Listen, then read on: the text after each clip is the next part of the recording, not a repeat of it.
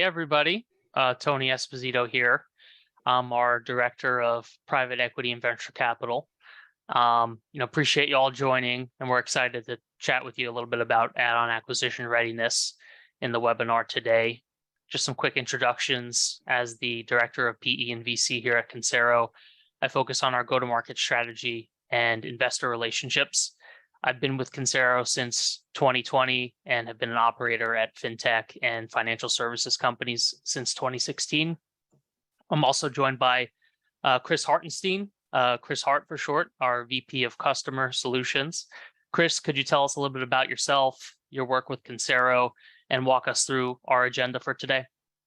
All right, sounds great. Hi, everyone. My name's Chris Hartenstein, and I'm the VP of Customer Solutions here at Consero. I've been here for 10 years now, so I've been through quite a bit of growth and change throughout our company. And in my current role as Client Solutions Director, I really work with clients on how to solve problems and how to, in this case, bring on acquisitions. What are the best ways to do that? What are the best practices and things that we see from that standpoint? And that's really what today's topic is going to be about. We've been involved with bringing on over 100 acquisitions over the last 8 to 10 years at Consero, and we have a playbook for it, and we'll talk some about that playbook today. So what we're going to do is, acquisitions are a very, very hot topic at the current time, and even though in today's environment, things like that have slowed down significantly due to interest rates and the economy itself, there's starting to be what we feel like is a pent-up demand for these things. And, I really expect, and I'm not sure in the timing or anything here, but I really expect the floodgates to open on some of these things relatively soon. And what we'll talk about today are, things to consider prior to the acquisition. What do you have in place? What type of staffing do you have and things like that? The critical role of the finance and accounting function in integrating these new acquisitions into your current platforms and processes. Lots of different challenges present themselves along the way, and we'll discuss some of those. We'll also make sure to address what the 4 major building blocks are for each of those a little bit later. And then we'll talk about, how finance as a service, which is Consero, finance as a service, how we've set this model up for PE firms that are buying companies that are growing through acquisition, merger and acquisition, or roll-up plays and different things like that, how our platform can set those things up for success.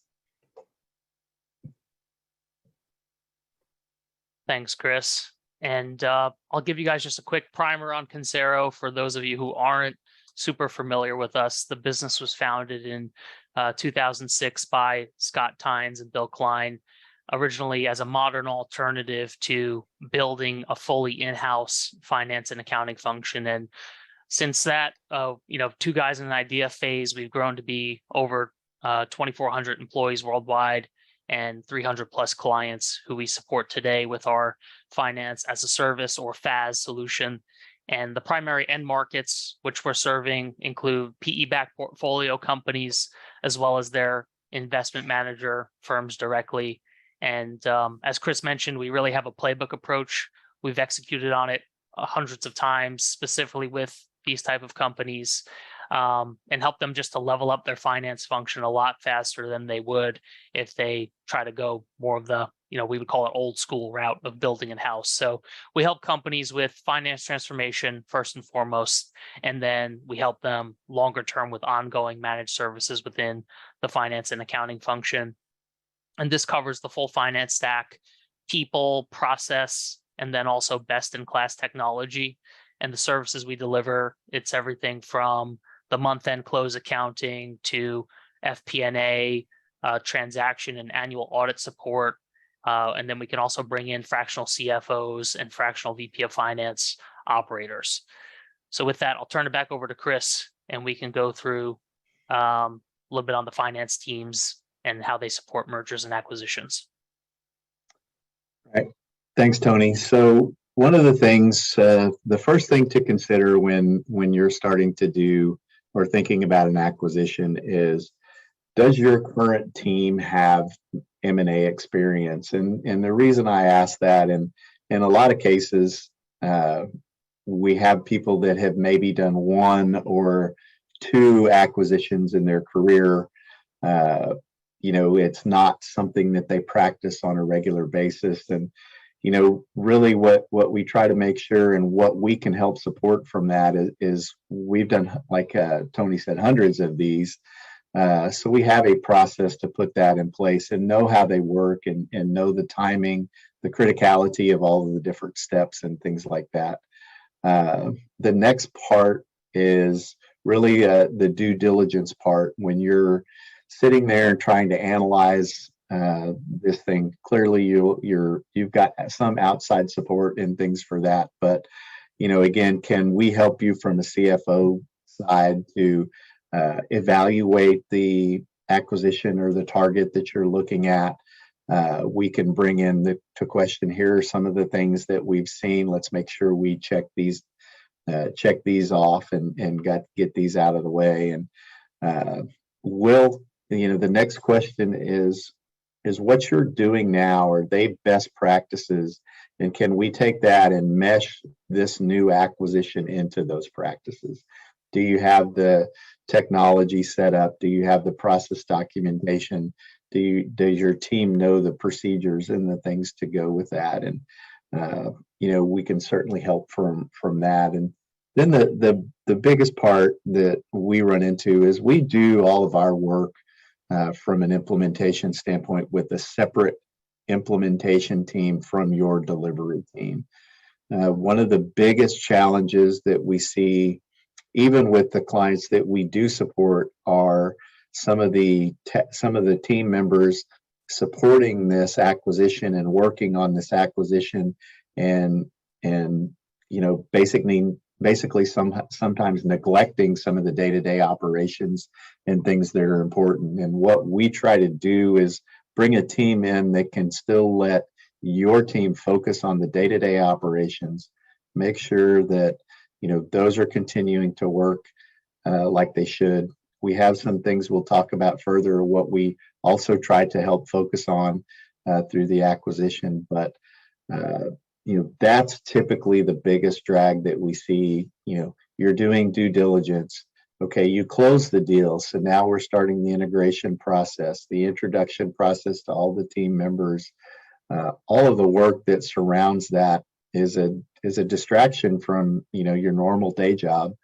And we really try to bring in experts to try to help through that change management process so that things like that are still taken care of. Yeah.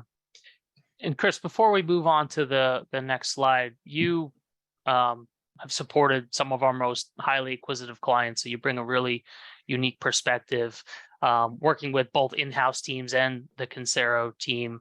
What would you say are some of the common obstacles, just in terms of, right, when you're trying to mesh operational processes, existing company, now you've got to add on acquisition. How do you get everything to work together, play nice in the sandbox, if you will? Right. So the biggest challenge that we see relates to timing. How quickly are we going to do this?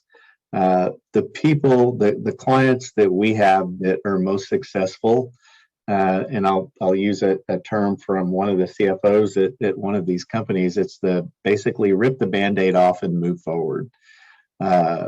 Go ahead, and you're in the middle of a bunch of change management. Let's not drag it out. Let's try to get it done as quickly as possible. And I think the biggest obstacle that we see are, okay, we've got a new group here. Let's treat them with kid gloves, which you should, but that doesn't mean that you delay making the process changes, the system changes, integrating their processes and platforms into your tech platform. Those things need to happen in the most successful situations. They happen significantly faster than opposed to dragging those on for months. And we have a we have a current client right now that the acquisition they made has been over a year ago, and they're still not quite ready to integrate that to their parent stack. And even though we've been pushing that, and I think that's the biggest obstacle, because people get set in their ways in the old thing, and they see there's not going to be change, and it makes the change even harder once you do get into that process of implementing all the process and software changes for the acquisition. Makes sense. Let's keep moving.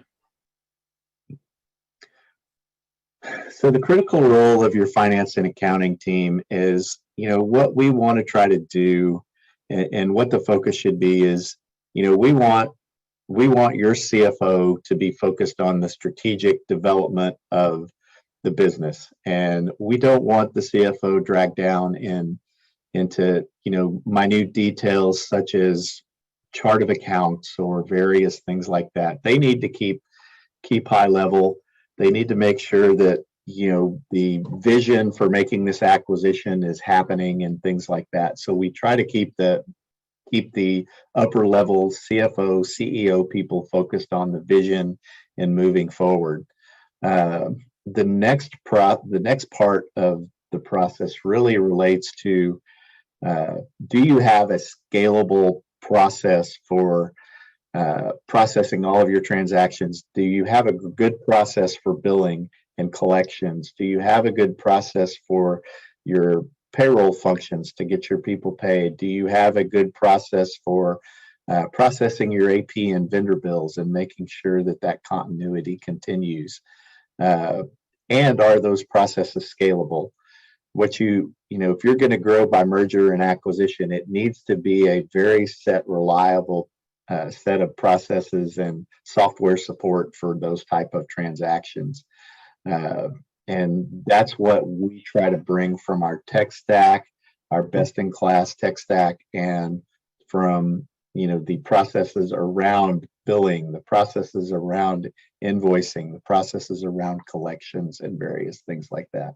That all really boils down to the next point of, you still have to have timely reporting.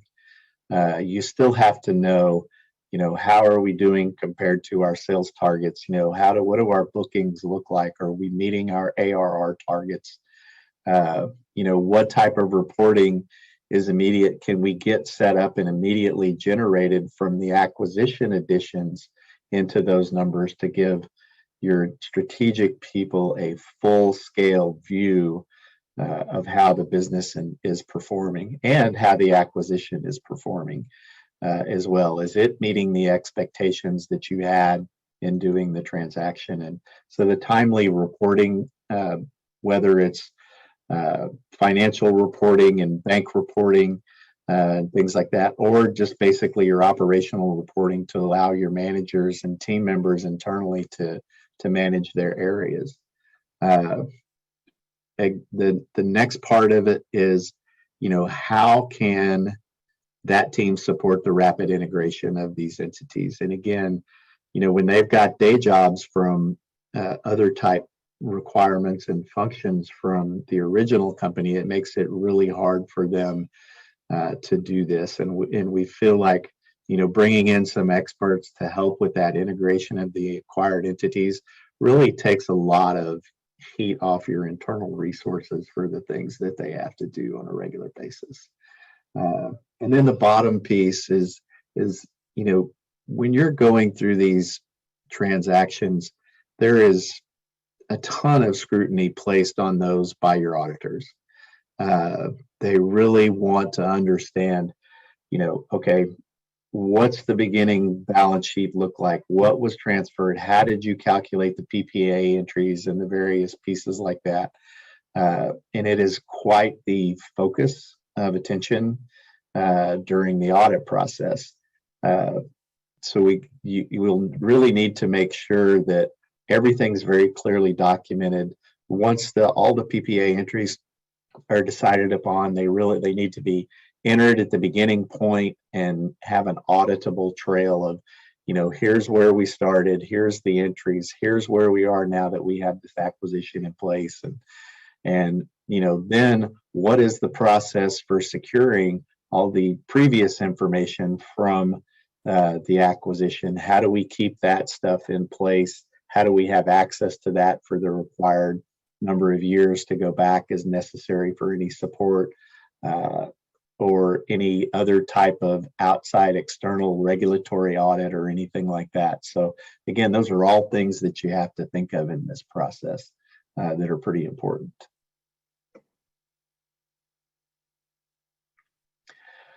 So the next part again, and we've talked about some of this, are what are the common challenges? And one of the biggest challenges is, personnel.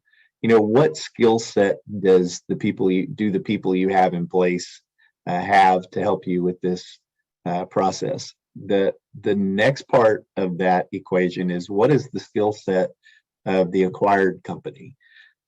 Do they have somebody that is has the technical expertise and things to set things up and help support that? Or do they have the incentive to be able to continue to do that? One of the first things that people think of when there's a merger or acquisition is, what's my role going to be in the new company?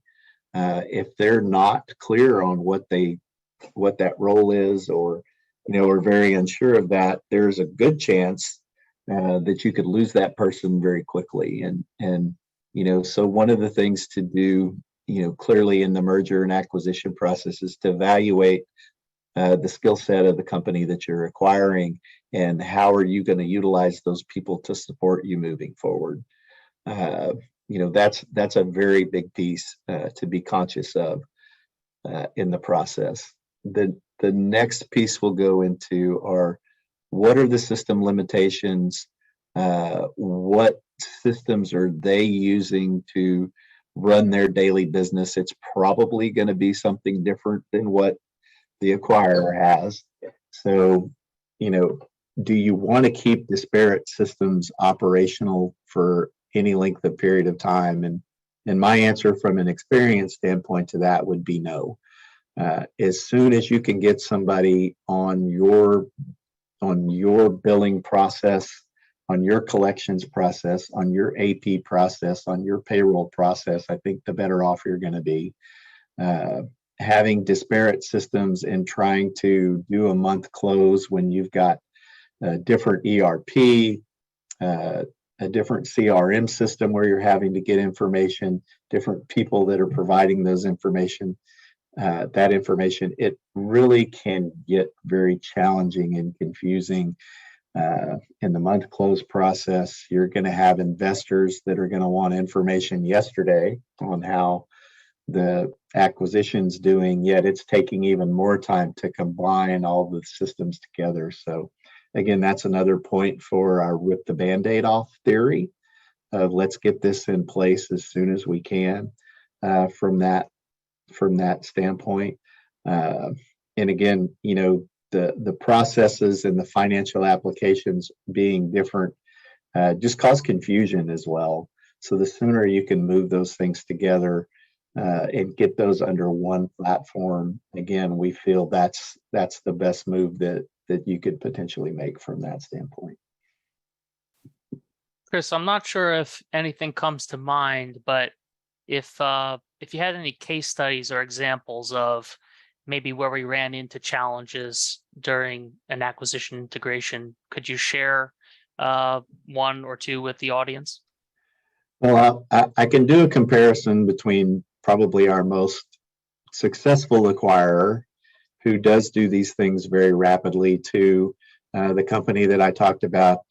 They had made an acquisition over a year ago. They still have not brought it under their platforms, where we're closing the books at the one company by business day 5 every month, and providing their management team with the information that they need. And it's all the information. It's bookings, it's ARR, it's forecasts, it's all the different things like that. They have those basically in the second week of the following month, and are very much more, have much more information to make decisions on much quicker. In the second case, where again, we have the disparate systems, the disparate processes, it's taking us almost 15 business days to gather all that information with their support, because they still have a finance team that's doing a lot of the work at that acquisition. And we're relying upon them before we can put together the full package. It just is such a delay. They're not getting financial information till almost the end of the month. They're not as agile in being able to make decisions and move forward with things. And you know, from a business perspective, and when I put on my CFO hat and look at that, it just seems like such a challenge to feel comfortable making timely decisions when you don't have that information for such a long period of time.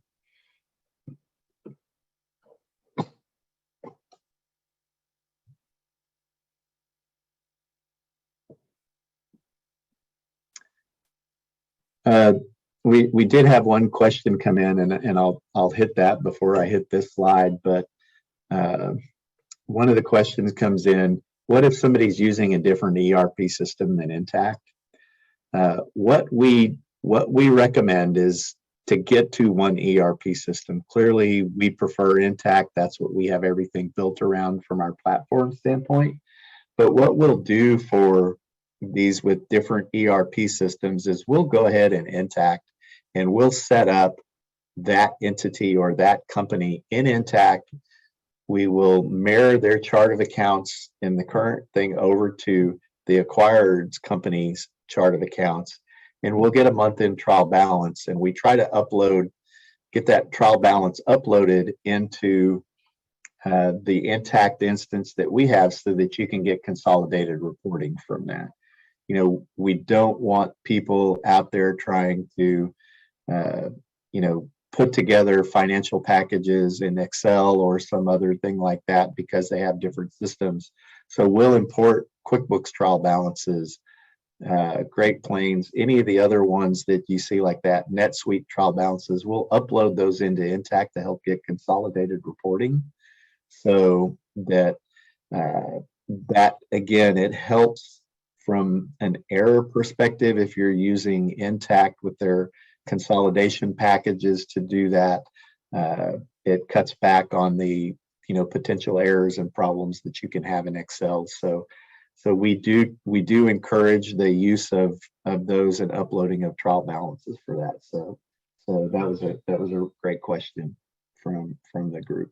So, and the one thing I'll just, you know, add to that is, because we've done it hundreds of times, right? So we really de-risk that migration into a single ERP. And actually, we have a slide that goes a little bit more detail on that coming up. But I digress. I'll let Chris get back to what a CEO needs to be thinking about after an acquisition.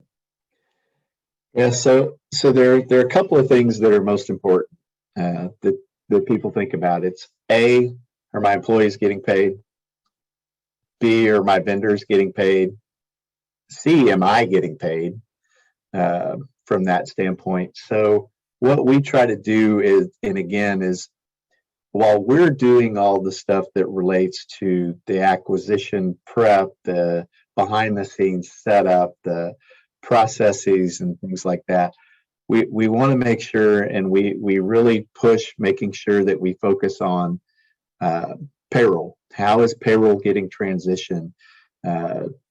We make that a priority, because the last thing you want in a merger or an acquisition is to not get your people paid on the 1st or the 15th. That just, you know, sends a panic through that company. So we make sure that we help you focus on that to get that part done. Then the next part is vendors. You know, you've got critical vendors that are out there that are lifelines to your business. We want to make sure that we get those things addressed and taken care of in the new process right away, so that there's no lapse in payments from that. And then the most critical thing that your PE firm is probably looking at is, are we still getting our customers billed on time? And are we still collecting those things on a timely basis? And that's where I go back to the distraction piece. You've been doing due diligence, You've been working with attorneys to close the deal.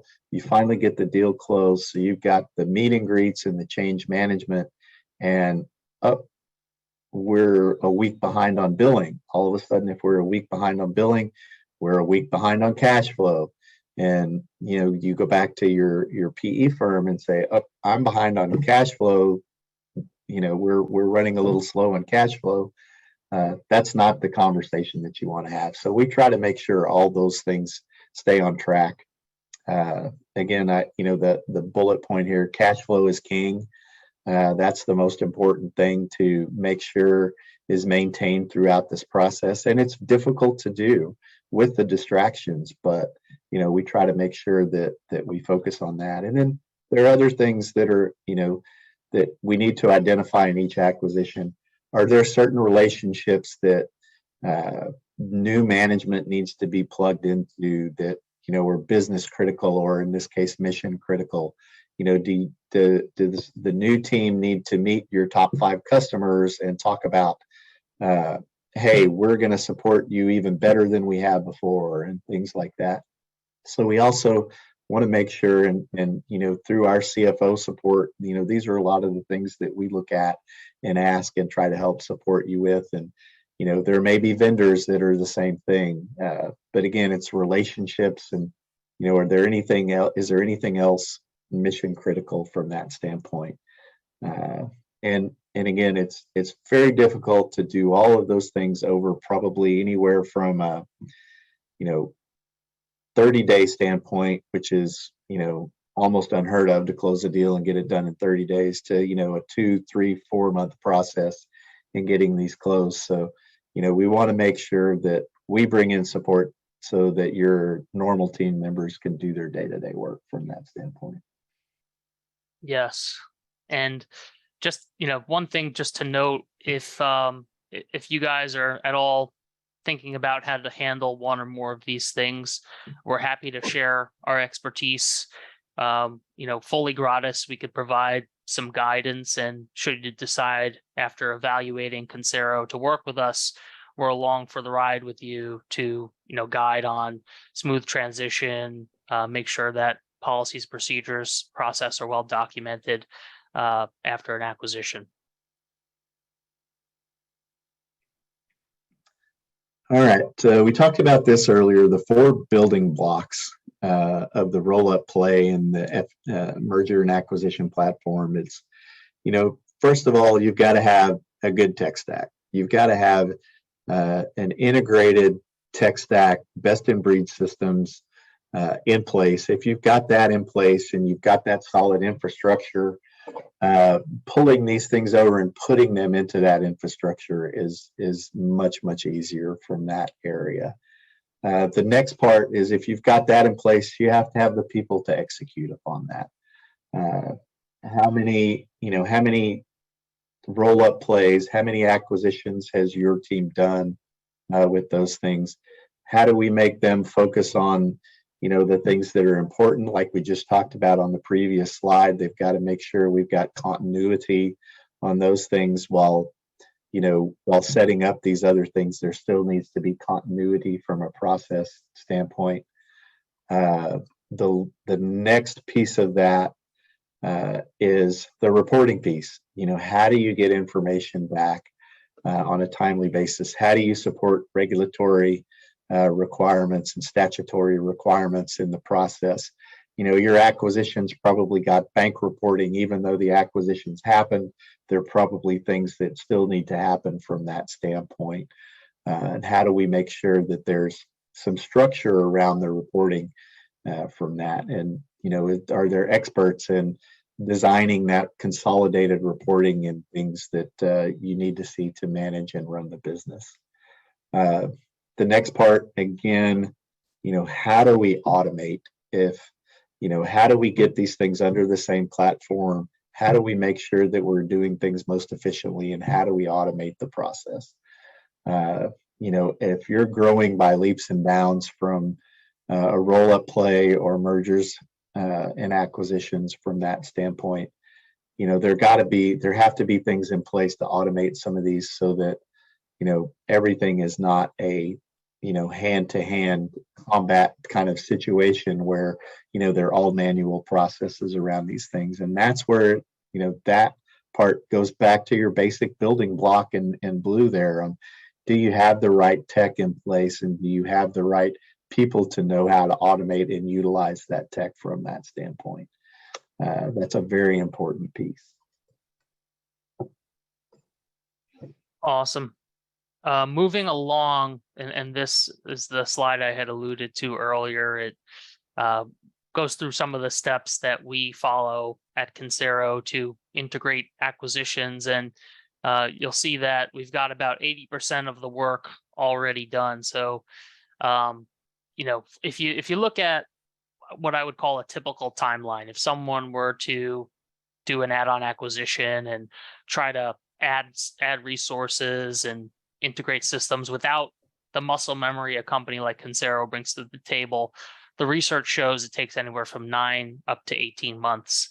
So here at Consero, since we've done it hundreds of times and have this playbook, we're already 80% of the way there. And we really consider this more of a configuration. So we're looking at the business's industry, the business model, the stage of growth, the reporting requirements, and we're really just configuring the ready-made Consero solution to the specific add-on acquisition. And on day one, after a company goes live with Consero, they're going to have GAAP and ASC 606 compliant financials. They're going to be ready to get through an audit, go through an exit process. They'll be diligence ready. And also, books will be closed timely and accurately with level of reporting that is usually above and beyond what they had before they came to Consero. Our standard close time frame is 10 days, 10 business days, but we can accelerate that in many cases, as Chris alluded to earlier. One of our most highly acquisitive clients, we're closing the books by business day 5 there. And, best of all, we get it done just generally 20 to 40% more cost effective when you look at the cost of human capital plus systems. And then also it's going to be on a accelerated timeline. So that time to value is 1 to 2 months versus 9 to 18 months. And with Consero taking on all the heavy lifting of the implementation, that's really where your CFO, your other CXOs could focus on more of the value added strategic priorities versus all the operational complexity that goes into integrating an add-on acquisition. And Chris could share some more color on companies that we've helped on the next slide. Yeah, so about a year and a half ago, we did a roundtable with the people on the screen here on add-on acquisitions, and the people that were our guests here. The first one in the top right is Steve Isom, and he was a client of ours at the company, and he left that company, went to another company, and brought us into that second company, and a company reached out to them to acquire them, and we basically supported them through a 30-day due diligence and close process in the sale of their business. Again, it was, he was from the I'm being acquired side, was a Consero client. We had everything in place. We didn't have to generate, other than the normal things we do monthly close-wise, it's already there. It was really just providing information in the due diligence process. So we really helped them get closed very quickly. The next piece of that, we had Scotty Wardell on the bottom left, and she is at a private equity firm, and she answered questions about the expectations private equity firms have on getting these things integrated, how quickly they want to make these things work. They're in that 3 to 5 year, we need to turn this business. So if they want to make half a dozen acquisitions, these things have to go quickly from that standpoint to get them integrated. And she's got some good perspective from that standpoint. And then the third member here on our panel is Trey Chambers. He is at a very, very acquisitive company. They do more acquisitions than any of our other clients do, and he facilitates the rip the Band-Aid off philosophy in getting these things under the right platform in the right process and moving forward with that. So if you guys are looking for additional information, some topics that they talked about directly from that, we'd refer you to pull that roundtable up from our website and take a look at that. I think there'd be some good information from that that you may be able to utilize too as well from this topic. All right, this is, Trey with Idera, just some of a couple of quotes from here and how we help set them up for success, basically. I'll let you guys read them. I'm not going to read the quotes directly from that. And Chris, I'll just go back one there, Allison, please, if you can. Chris, I'll ask just a quick question related to Trey's quote here. And it's more of just a technical question. So how are we actually able to measure those acquisitions on a standalone basis for Trey? So from an accounting standpoint, right, he wants that breakout of a P&L of a business that they've acquired. How do we accomplish that within the Consero FAS platform? We can do that a couple of different ways. And I think that's a great question. A lot of the agreements that they make have earnouts over a 1-year period of time. So we can set each of the acquisitions up in Intact as its own entity or as its own location. From either one, we can go through and pull a P&L and balance sheet that we close every month for that business. And they can measure the results directly from that through Intact, the way we have it set up from there. Again, they measure, is it performing like we expected, better or worse than we expected, and why. And, it helps keep them on track by getting this set up so quickly. If we, and typically for them, we've got the majority of their acquisitions set up from within 30 days of the time of close. That's a very accelerated timeline, but they're already getting financial information, 45 days after the acquisition. They're already getting information to see how it's performing up to their expectations. And again, I think that's a key for them, having the quick turnaround and quick measurement from that standpoint. But again, there are a couple of different ways, depending on legal requirements, statutory requirements can affect whether it's an entity or a location. But, again, that's part of our 500-point checklist that we use at Consero to determine what the best setup is, if it is entity, if we can use location. But again, that's part of the checklist that we use to try to evaluate how it needs to be set up properly for the long term.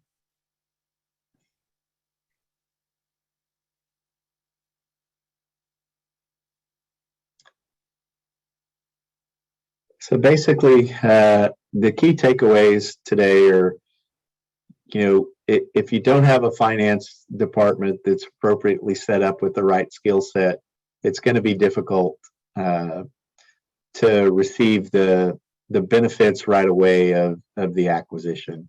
So we really, you've got to have things in place. You've got to have the 4 building blocks in place that we talked about in order to be successful to do this. The timeline that we looked at, that Tony looked at, if you're trying to decide on new software because of the acquisition and it's already not in place, if you don't have that foundation already there, it makes it difficult from that standpoint. And again, get the right people in there to help. A lot of the costs in these acquisitions, they can go below the line. They're not going to hurt you from an EBITDA standpoint or anything like that. So, make sure you get the right people in there to help you from that as well, to make this process move quickly and to get the results you need to get out of it. Absolutely. Yeah. Return on investment's the name of the game. The sooner you can get that add-on acquisition integrated, the sooner you could start to realize some of the synergies and benefits that you're expecting from that add-on acquisition. And keep Consero in mind for that next acquisition that you're doing. We bring a lot of expertise and skills, right? Having done this hundreds of times, and it's nice to have a partner along for the ride who's really detail oriented, process oriented, can work through all the complexities of integrating these acquisitions so that your C-level executives can focus on the bigger picture, growing the business, and right, let Consero do all the dirty work post close. But I'll close with, this was a popular webinar, and we appreciate everybody joining. We do have some time for questions, which we'll get into here, but just wanted to say to the audience, welcome suggestions for content like this. We're thinking even about doing a part 2 for this webinar. So please don't be shy about putting some comments into the chat or reaching out directly. But we can move along into questions unless there was anything else. Yeah, I think on that line too, are there specific topics or more detail that you would like around any of the different things like that that could help us design potentially the next webinar? So if you would put that, in your questions or in the chat or shoot us an email, we'd certainly appreciate that. So here's a couple of the questions that we have. And again, we appreciate you guys asking this. How long after getting a new platform live on Consero would it take to be ready for an acquisition? So depending on your company and getting you guys set up, our implementations run typically somewhere between the 30 and 60-day time frame to get things set up and to start processing basic transactions. From that, it takes another month or two from what we call a stabilization standpoint to work out reporting kinks, details, different things like that from your standpoint. But once we're getting towards that stabilization phase and that stabilization phase being completed, we're ready for the next acquisition from that standpoint. Again, we can bring in that implementation team to start that process. So, once we've reached stabilization with you as a new client, then we're ready for the acquisition piece. We've actually in the past we've implemented people that have already made acquisitions, and we've implemented the acquisition at the same time. It does add some complexity to some things, but it's not unheard of to do that as well from that standpoint. Let's see. Next question, and again, I thank you for asking these. You mentioned the 500 item checklist. What are some of the key items on the checklist, and why are they important? So again, I think that's another great question. That checklist that does have 500 items on it has all kind of information relating to the way the corporation was formed, where does it reside, what statutory reporting requirements does it have. Then it goes into what are the operational pieces of that, what revenue streams do they have, how are the revenue streams supported, what chart of accounts how do the chart of accounts need to be modified and done with that. So it's hard for me to say all of the things that are in that checklist. But again, we've developed that over the last several years, and what you don't want to do is get through a setup and something and then go, uh-oh, we missed something. So we've been able to do that from that standpoint.